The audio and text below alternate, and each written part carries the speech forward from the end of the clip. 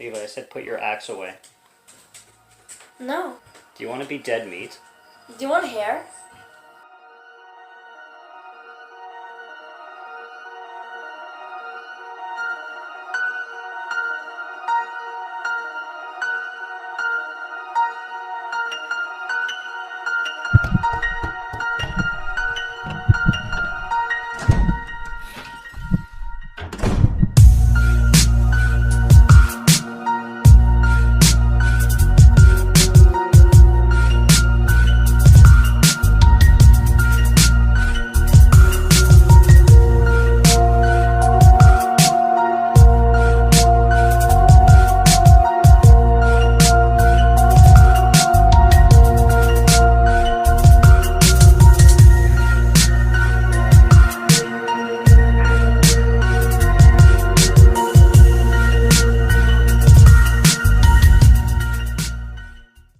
What's going on, guys? Welcome to 31 Days of Horror. I am Morgan Film Fan. Let's jump into some scares. Dead Meat is a 2004 film that was directed by Conor McMahon, if I'm pronouncing that correctly, who is also responsible for some other Irish films and definitely very big in the indie UK scene kind of thing, in horror specifically. I heard about this film last St. Paddy's Day when I ran into a best Irish horror kind of list. They had like 12 movies or something like that. I ran into it on the internet and I found this one, and I've always had it in mind, so I decided to throw it into this bundle for 31 days.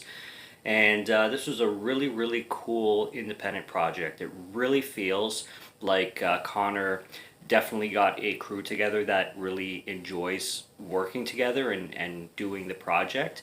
It's loaded with, it's a zombie film, first of all, but I'll get to the story. But it's a really, really great practical effects spectacle kind of thing, which is always my favorite kind of films, and especially one that utilizes a small budget to a really effective way, which this one sure does. So what we have going on here is, like I said, it's a zombie film in this rural county in not Northern Ireland, but north of Ireland.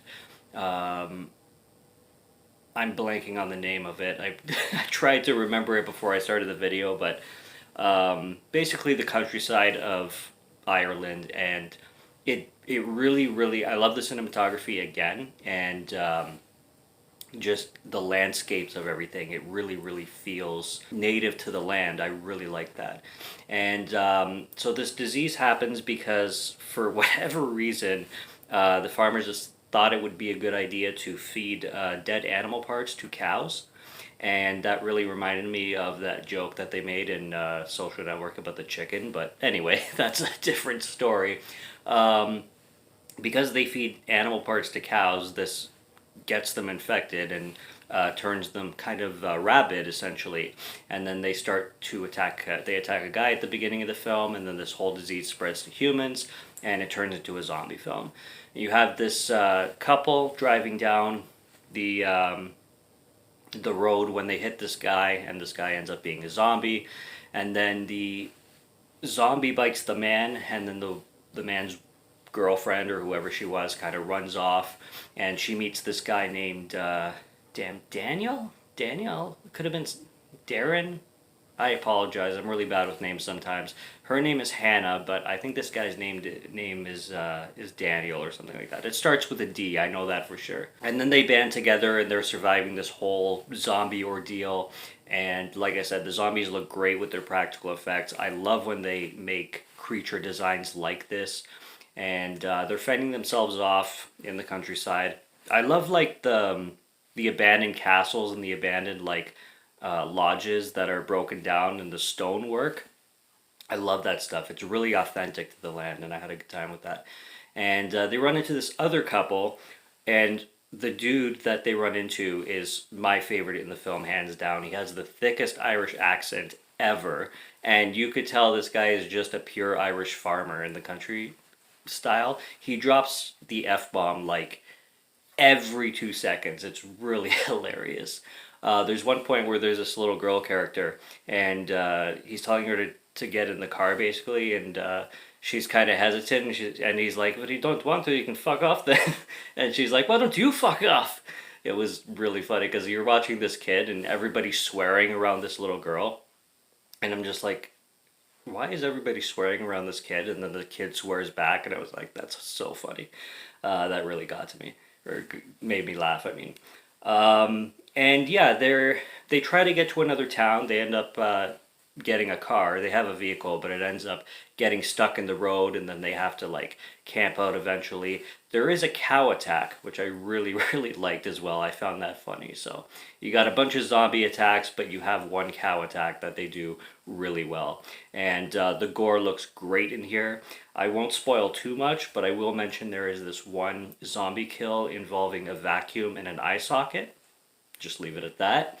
And the characters are funny, they're humorous, and I just really love the monster effects. And this is like, it's one of those indie zombie movies that just works because it keeps everything simple, like really simple, and I really like that. Like a really low budget 28 Days Later sometimes, especially in the middle of 28 Days Later, when all the characters were kind of like bonding with each other and just trying to act normal in this crazy ass situation. The only issues I really had with this film was a lot of the lighting, especially. This film was really dark. It could have also been the copy of DVD that I have. This is a Canadian release.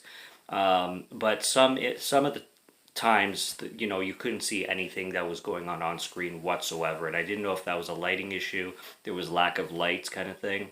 And there's a lot of like quick edits sometimes, so the camera can be shaky a lot of the times. If you're into that kind of cinema, then it's fine. I don't mind it so much, but this one kind of hams into it a lot, especially with the zombie battles. You're always cutting to like here and here and here and here, and it's effective because it adds to the chaoticness of the situation going on. But there is like, it's more of like a letting you know kind of thing that there is a lot of quick edits to the filmmaking style. And rather than the really shaky and really heavy edited parts, a lot of the stuff was shot very stylistically, which I liked.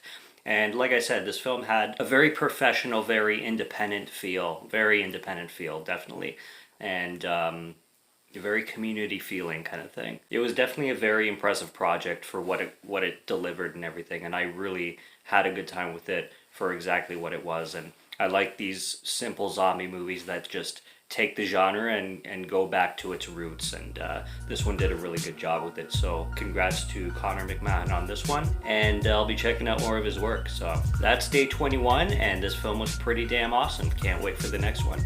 Subscribe to Morgan Film Fan if you'd like to listen to my voice, or if you like my film reviews. I'll be back with more soon, so stay tuned for those. Check out what's on the channel already, stay tuned for what's coming. Until next review, have a good one, take care, and cheers.